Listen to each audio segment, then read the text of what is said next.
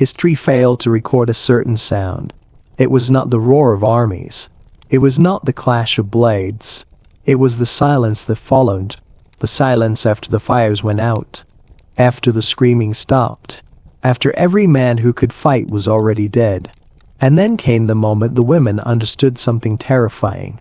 The war was not over. It had only changed its shape. What you're about to hear is not a story about battlefields. It is not a story about heroes or generals.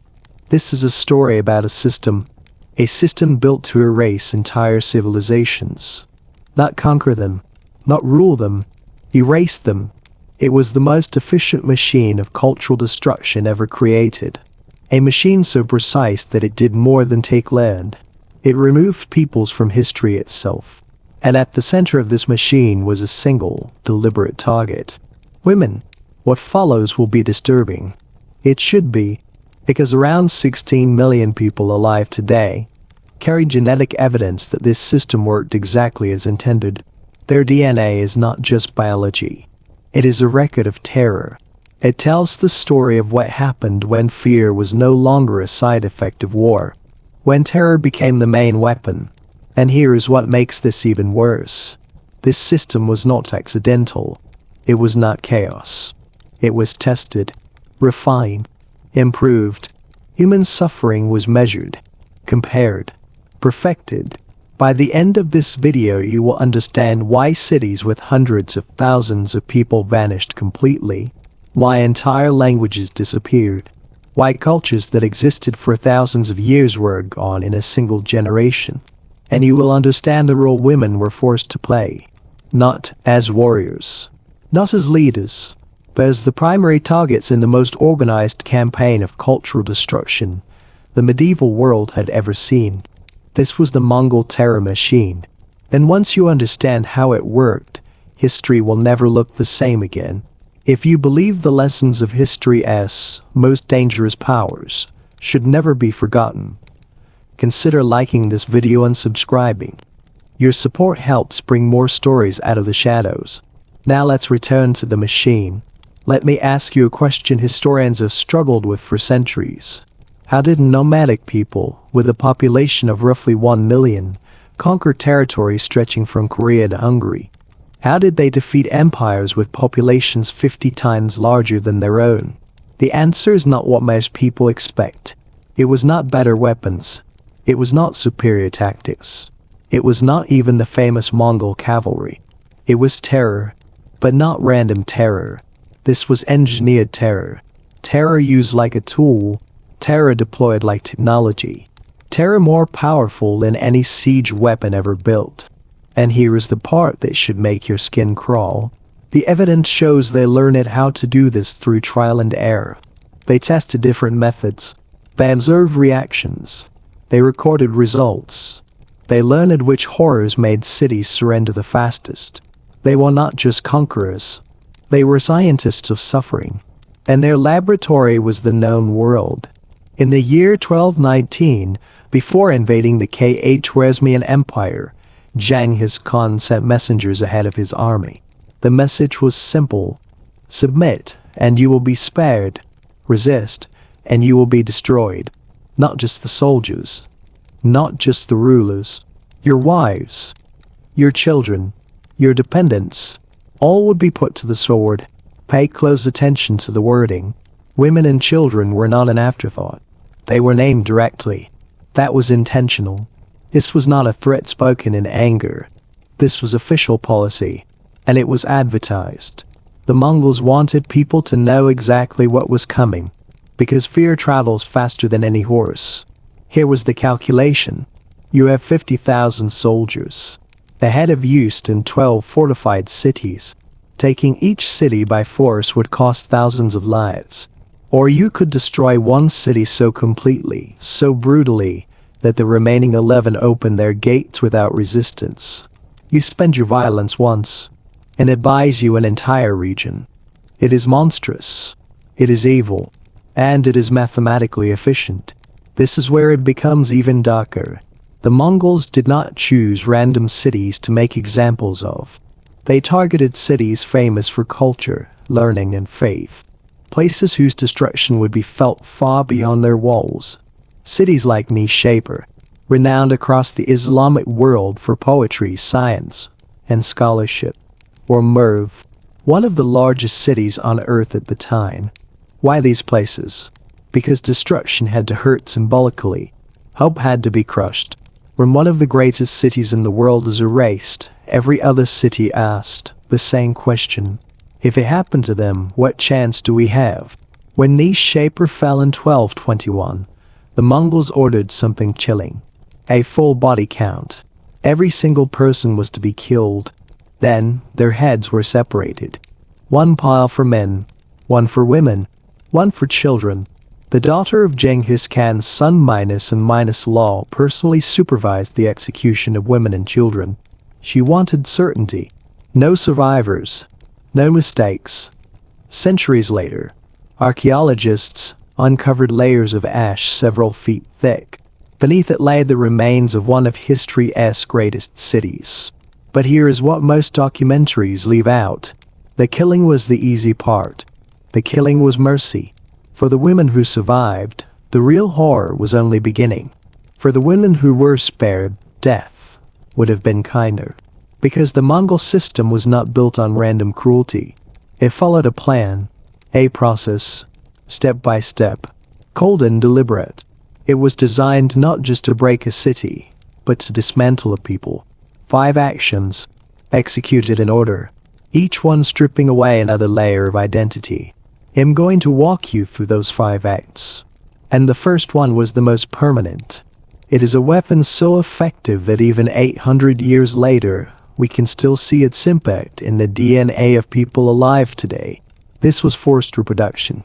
Not as an accident of war, not as individual abuse, but as a tool of genetic conquest. When a city fell, women were not treated the same way as men. Men were killed quickly, often immediately. Women were sorted, like animals, like valuables, like captured treasure. The most beautiful women, the daughters of nobles, the wives of scholars, the children of kings. They were taken first. High-ranking Mongol commanders claimed them. But this had nothing to do with desire. This was about replacement. Here was the logic. If you force conquered women to bear your children, you are not just controlling the present. You are owning the future. Those children would be raised as Mongols. They would speak Mongolian. They would ride horses before they could walk. They would worship Tengri, the sky god. Their mother's language would disappear. Her faith would be forbidden. Her stories would die with her. All within one generation. No ruins needed. No memorials required. Genocide without graves. In 2003, genetic researchers identified a specific Y- chromosome lineage. It originated in Mongolia roughly 1,000 years ago. The results stunned scientists. Around 16 million men alive today share the same genetic marker. That is nearly 0.5% of all men on Earth descending from a single male ancestor during the Mongol Empire. This is not normal population growth.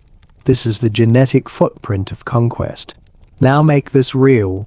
Imagine you are a Persian noblewoman in Nishapur in the year 1221. You are 20-3 years old. You are educated. You read poetry. You understand the stars. Your marriage has been arranged. Your future seems secure. Then the Mongols arrive. Your husband is killed. Your father is executed. Your brothers' heads are stacked outside the city walls. You are dragged from your home. Strangers examine you. Hands grip your arms. Eyes judge your worth. A Mongol officer claims you. He does not know your name. He does not care.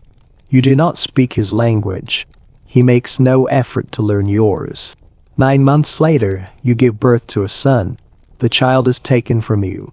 He will not be raised by you. He will grow up in a Mongol camp. He will ride before he reads. He will learn war before mercy. He will never hear your poetry. He will never pray in your language. He will never know the name of the city where you were born. That is the first act of erasure. You remain alive, but everything you were is already gone. And this did not happen once. It happened tens of thousands of times, city after city, region after region. But the Mongols understood something crucial. Destroying the future was not enough. You had to break the present. You had to crush the will to resist so completely that rebellion became unthinkable. That was the second act, and it was performed in public, on purpose. There is a reason humiliation is considered one of the most powerful weapons in warfare. The Mongols mastered it. They knew that in many societies, a culture's honor was tied directly to its women. Protecting them was a moral duty. Failing to do so meant disgrace.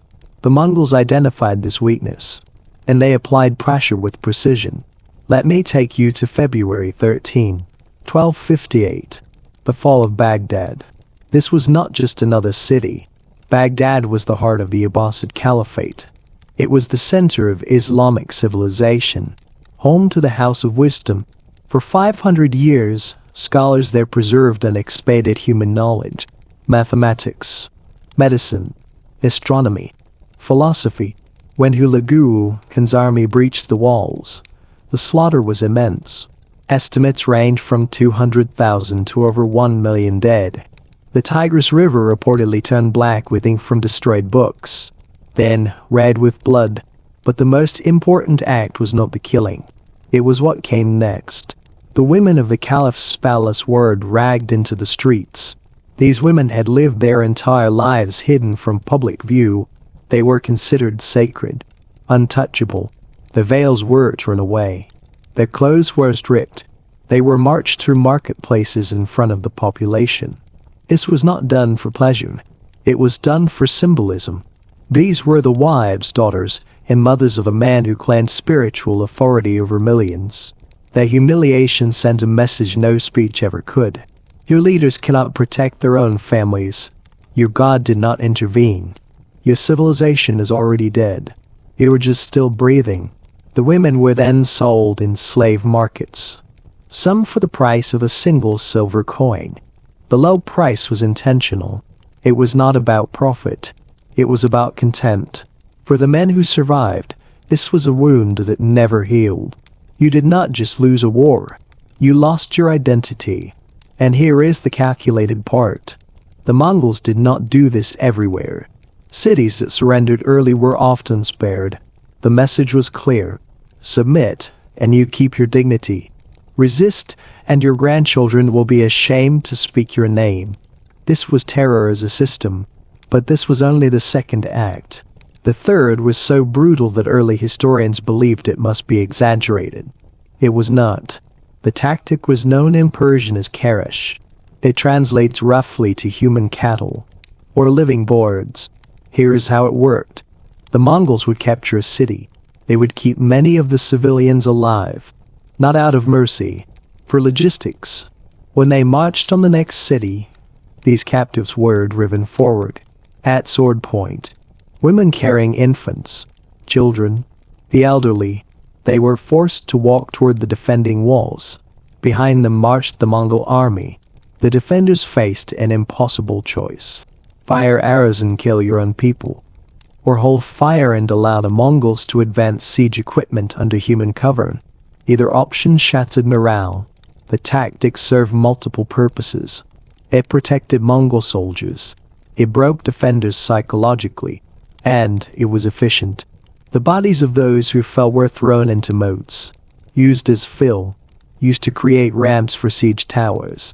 If you were a captive woman, your final role might be this: to die in a ditch, so your corpse could become a bridge. So the men who enslaved you could cross your body to enslave the next city. You were no longer human, you were material. The Persian historian Juvaini recorded this practice repeatedly. So did Chinese and Russian sources. Archaeologists later found mass graves at the base of city walls. Victims killed by defensive fire from above.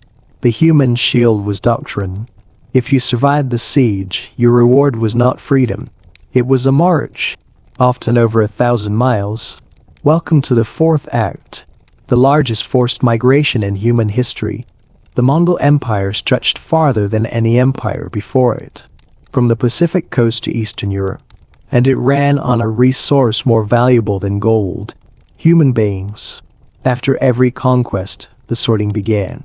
Not chaos, not confusion, organization. Skilled craftsmen were separated first. Middle workers, builders, doctors, engineers. They were sent east to serve the empire. Laborers were sent to camps. But the most valuable captives were women, especially young women. They became currency. When Genghis Khan invaded the Khwarezmian Empire between 1219 and 1221, something shocking happened. The population dropped from around 15 million to less than 7 million. 8 million people vanished. They were not all killed. Many were moved, forced across continents. Women from Central Asia ended up in Mongolia. Women from Persia were sold in China. Women from Baghdad disappeared into markets thousands of miles away. The Mongols built the most efficient slave trade system since ancient Rome. In cities like Samarkand, slave markets became permanent institutions. They had fixed prices, standard categories, even guarantees. If a slave died within the first month, buyers could receive compensation. This was not temporary. These markets lasted for generations. By the late 13th century, entire merchant families made their living trading human beings. A woman taken from Reshaped could end up 4,000 miles away. Her children would never see her homeland. Her grandchildren would not even know the name of her people. This is why Central Asian genetics are so mixed today. It is a signature of mass relocation on a scale the world had never seen. Entire ethnic groups were scattered so completely they dissolved. They did not fade slowly. They broke apart. We have now seen for acts of the Mongol system, for street production, public humiliation, human shields, continental minus scale trafficking. But the fifth act was the most complete, because it erased memory itself.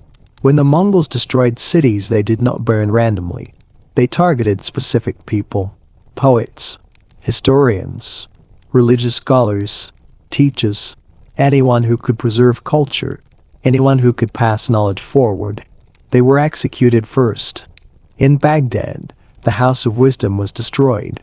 Books were thrown into the Tigris River in such numbers that witnesses said you could walk across the water on floating pages. Why do this? Because the Mongols understood something vital. You do not just destroy books. You kill the people who could rewrite them. Think about what these 5 acts achieved together. Women forced to bear the conqueror's children. Honor shattered through public humiliation. Resistors turned into disposable weapons. Survivors scattered across continents. Cultural memory deliberately eliminated. This is not chaos. This is genocide with precision. This is how you erase a civilization so completely that within 2 generations, no one remembers it existed. Let me name a few places. You may not recognize them. That is the point. Merv, possibly the largest city on Earth in 1221. Population around 500,000. Today, its ruins sit in the desert of Turkmenistan. Most people have never heard of it. Reshaped, a jewel of Persian culture and learning. Today, the medieval city lies buried beneath layers of dirt. Urjak, capital of the Khwarezmian Empire. The Mongols diverted a river to flood it. Today it is an empty plain. These were not small towns. They were centers of civilization. And they were erased so thoroughly that history barely remembers them. That is success, by the Mongol definition. Now consider one final cruelty. In most pre-modern societies, women were the carriers of cultural memory. They taught children their first words. They told stories. They preserved family history. By targeting women through violence, enslavement, and forced assimilation, the Mongols attacked culture at its source. A woman forced to bear a Mongol child, sold far from home, forbidden to speak her language, cannot pass on her identity. The chain breaks. When this happens to thousands of women across dozens of peoples, the result is extinction. Not overnight, but within 2 or 3 generations. By the time great-grandchildren are born, There is no one left who remembers the songs. No one left who speaks the language. No one left who knows the city ever existed. So now we can answer the question we started with. How did 1 million Mongols conquer 50 million people? They built a terror machine so effective that resistance became irrational. They perfected a 5-part system designed to dismantle civilizations from the inside. And the evidence remains. 16 million men alive today carry Mongol genetic lineage. Entire languages are gone. Great cities vanished. And for most victims, no one is left to remember their names. The Mongol conquest killed an estimated 40 million people. Roughly 11% of the world's population at the time. But the number alone does not tell the story. What matters is who was targeted. And how. Women turned into weapons of cultural destruction. Human beings reduced to tools, commodities and messages. A system that ran on suffering and produced silence. These stories are not comfortable. They are not meant to be. But they must be told. Because many of the women who suffered died twice. Once in life. And once when their stories were erased. History often remembers empires for their borders.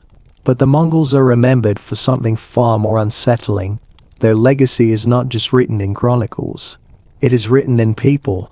16 million living reminders of what happens when errors engineered in brutality become strategy. And here's the final truth. The Mongols did not rely on numbers. They did not rely on luck. They did not stumble into power. They designed it. Step by step. City by city. Mind by mind. Before the first arrow was fired, their reputation arrived. Whispered across deserts. Shared in markets. Carried by refugees fleeing fallen cities. People surrendered not because they had seen the Mongols, but because they had heard of them. Fear did the work of armies. Even now, centuries later, we feel the echoes of a force that understood one terrifying fact. Controlling minds is more powerful than controlling walls. As we close this chapter, remember this. Empires rise. Empires fall.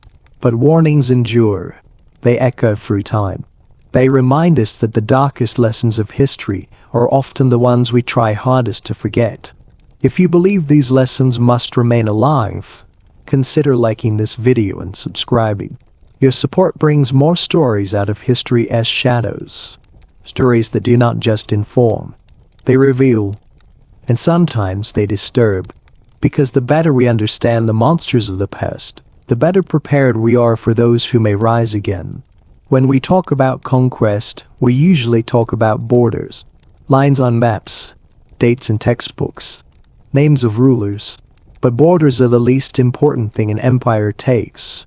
The Mongols understood this better than anyone before them. Land can be reclaimed. Cities can be rebuilt. But culture, once broken, rarely returns. What made the Mongol system so effective was not just brutality. It was patience. They did not rush destruction. They allowed fear to work first. Their armies moved fast, but their reputation moved faster. By the time Mongol riders appeared on the horizon, many cities were already defeated in their minds. Leaders faced impossible choices. Resist and risk total annihilation, or surrender and accept survival without dignity.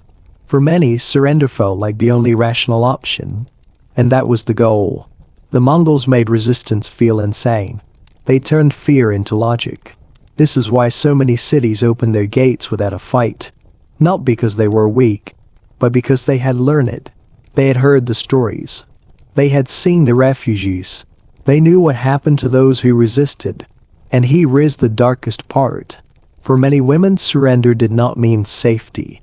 It meant a slower erasure. To live without your children. To live without your language. To live without your past. This kind of violence does not end when the army leaves. It continues quietly. In homes. In nurseries. In memories that are never passed on. The Mongol Empire eventually fractured. Like all empires, it fell apart. But the damage it caused did not disappear with it. Its effects spread forward in time. They still shape populations today. Still shape genetics. Still shape which cultures survived and which did not.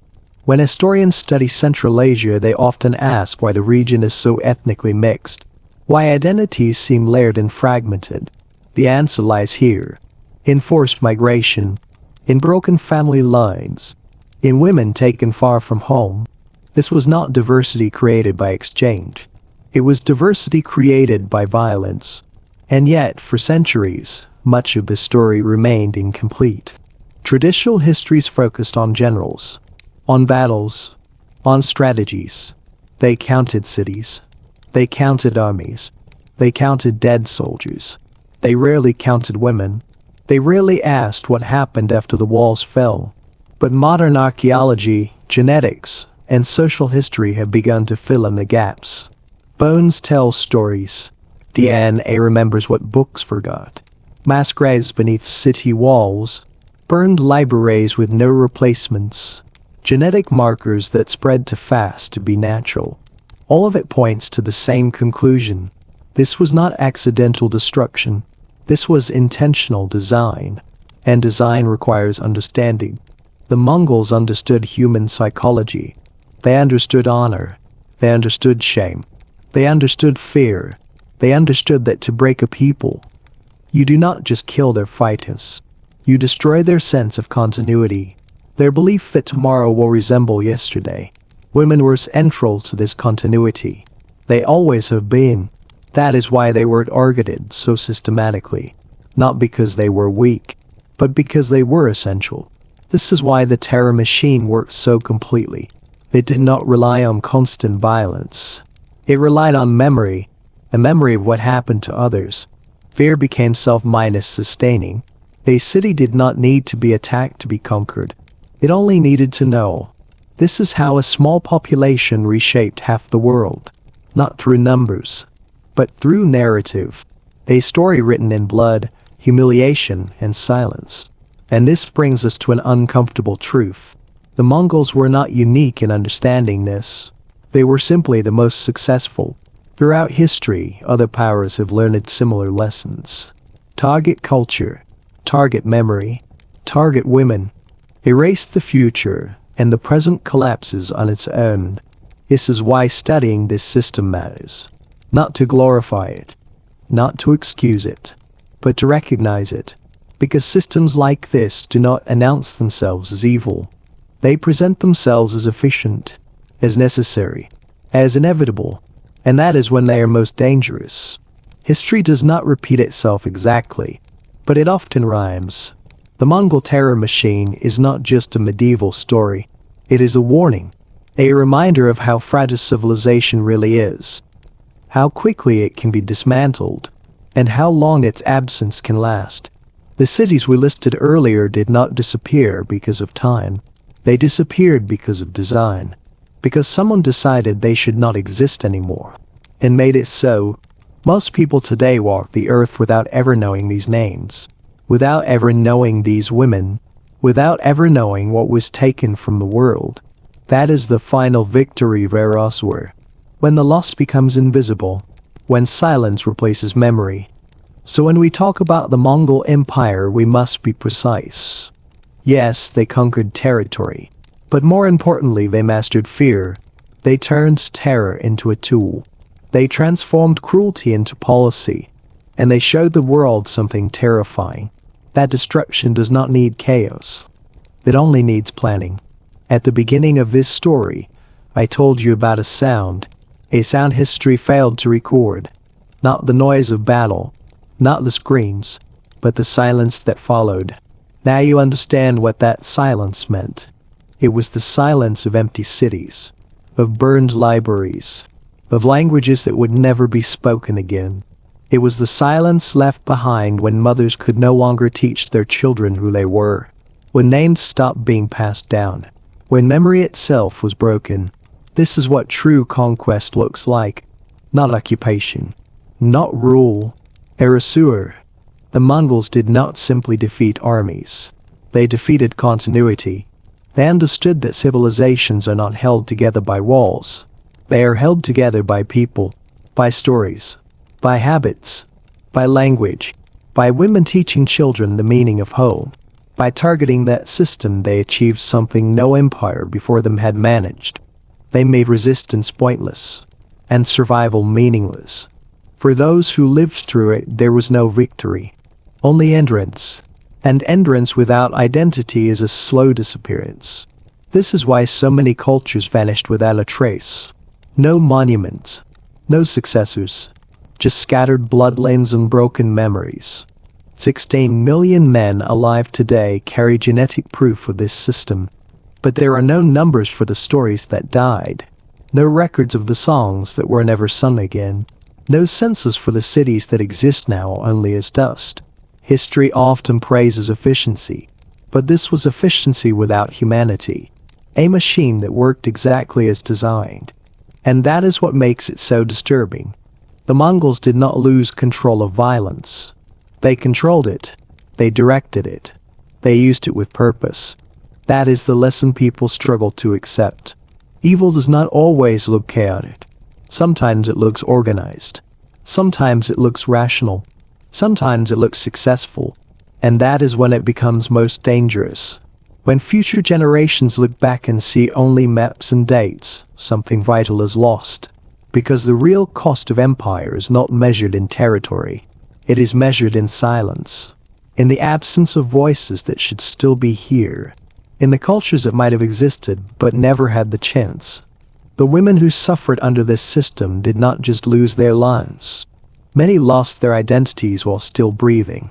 They became the invisible victims of a strategy designed to leave no witnesses. And that is why telling this story matters. Because forgetting completes the crime. When a civilization disappears and no one remembers it, the erasure becomes permanent. History does not just belong to victors. It belongs to those willing to look honestly at what victory costs. The Mongol Empire eventually collapsed. All empires do, but the void it created remained, and still remains. If there is one thing to take from this story, it is this. Civilizations are fragile. They depend on memory, and memory depends on people being allowed to pass it on. Once that chain is broken, rebuilding becomes almost impossible. That is the true power of the terror machine. Not the bodies it destroyed, but the futures it prevented. If you believe these stories deserve to be remembered, if you believe the darkest lessons of history should not fade into silence, then consider liking this video and subscribing.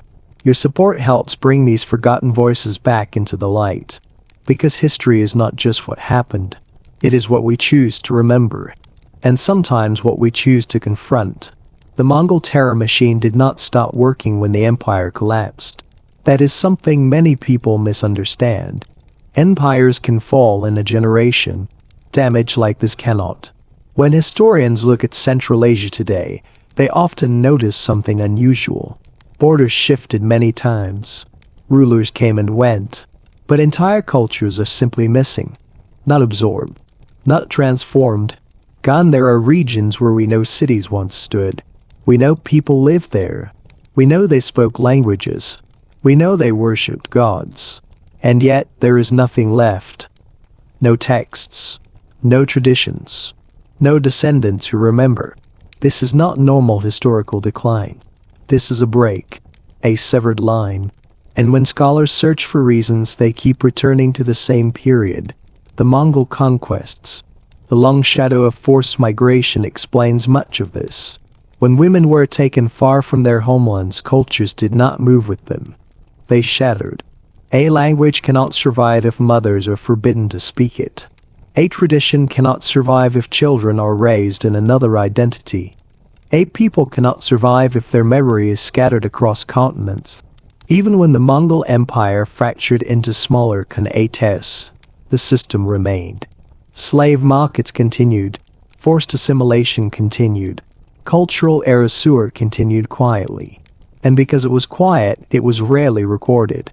Silence leaves fewer documents than violence. This is why modern genetics has become so important. DNA does not forget. It reveals patterns that written history avoided. When geneticists map population shifts, they see sudden mixing. To widespread. Entire male lineages expand explosively. Entire local lineages disappear. This is not coincidence. It is the biological record of policy. The terror machine reshaped humanity itself, not through evolution, through force.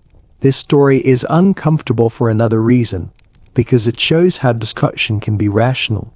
The Mongols did not act blindly. They observed, they adjusted, they learned. They discovered that fear could replace manpower, that reputation could replace occupation, that breaking memory was more effective than killing armies. This pattern did not end with them. Later empires noticed. Some copied parts of it. Others refined different versions. Target culture, target women, target memory, control reproduction, control education, control narrative. The Mongols were simply the first to prove how effective this could be at scale. That is why their example matters. Not because they were uniquely cruel, but because they were methodical. History often warns us about chaos. It warns us about madness. It warns us about rage, but it rarely warns us about calm efficiency. The Mongol terror machine shows what happens when cruelty is planned, when violence is optimized, when suffering becomes a resource. That is a lesson that does not belong only to the medieval world. It belongs to every era. Whenever a system treats people as tools, the same logic appears. Whenever identity is seen as an obstacle, the same strategies return. The names change, the technology changes, but the structure remains. Return again to the silence. The sound history did not record. It is not dramatic. It is empty. It is the absence of lullabies that weren't ever sung again. The absence of stories children never heard.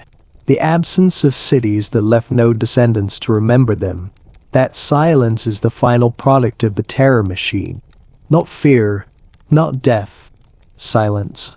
And silence is powerful, because silence allows forgetting, and forgetting allows repetition. The women who suffered under this system left few records. Most could not write. Most were not allowed to speak. Their history survives only indirectly. In bones, in DNA, in ruins, and in the gaps where cultures should be. To remember them is not to dwell on horror. It is to recognize how fragile civilization truly is, how easily it can be unmade, not by accident, but by design. This is why these stories matter, not because they shock, but because they explain. They show us what happens when terror becomes strategy, when efficiency replaces humanity, when memory is treated as expendable. History does not always announce its monsters. Sometimes they arrive with plans, policies, and results. And they leave behind a silence that lasts for centuries. Not everything the Mongols touched disappeared. That fact matters. Some cities survived by surrendering early. Some cultures adapted. Some peoples learned to hide. But survival came at a cost. Those who survived often did so by becoming something else. Languages were simplified. Customs were abandoned. Religions were reshaped to avoid attention. Identity became flexible, and flexibility became a survival skill. This is why many modern cultures in former Mongol territories feel layered. Not unified, not continuous. Fragments stacked on fragments. Each layer representing a moment of adaptation. A moment when a people chose silence over extinction. This is also why certain histories feel incomplete. Why genealogies break suddenly. Why myths replace records. Because when survival depends on forgetting, memory becomes dangerous. The Mongols did not need to erase everything. They only needed to make remembering risky. Once that happened, people did the rest themselves. Parents stopped teaching certain stories. Mothers stopped using certain words. Names changed. Practices faded. Not because they weren't important, but because they attracted attention. And attention meant danger. This kind of self-erasure is invisible to conquest records. No army records it. No chronicle celebrates it. But it is one of the most effective forms of control. When people censor themselves, the machine no longer needs to act. This is how terror outlives the terrorizers. Even after Mongol power declined, the habits remained. Silence became tradition. Avoidance became wisdom, and entire parts of cultural identity dissolved quietly. This is not weakness. It is adaptation under extreme pressure. But adaptation still leaves scars. And those scars are visible centuries later. When historians measure power, they often count armies. They count territory. They count years of rule. By those measures, the Mongol Empire was extraordinary. But those measures miss the deeper truth. True power is not how much land you control. It is how deeply you reshape the world after you are gone. By that measure, the Mongol terror machine was one of the most powerful systems ever created. Its borders vanished. Its institutions collapsed. But its effects remain embedded in populations, cultures, and silences. 16 million men carry genetic evidence of forced reproduction. Entire regions show patterns of displacement that never fully healed. Languages are missing. Cities are gone. Stories were never told. And most people will live their entire lives without ever knowing what was lost. That is the final cruelty. When destruction becomes so complete that it leaves no witnesses, no advocates, no memory. The Mongols did not just conquer space. They conquered time. They reached forward into the future and shaped who would exist, and who would not. That is why this history matters. Not because it is ancient, but because it shows what is possible, what can happen when efficiency replaces restraint, when fear replaces morality, when people become resources. The terror machine is not a relic. It is a warning, one written not in ink, but in absence, in the missing chapters of human history, in the silence that still surrounds entire civilizations. If we listen clumsily, that silence is still speaking. It tells us that civilization is not guaranteed, that memory must be protected, that humanity is fragile when systems decide it is expendable. And it reminds us of something essential. History is not only about what survives. It is about what is destroyed so completely that no one remembers it ever existed. That is the final lesson of the Mongol terror machine.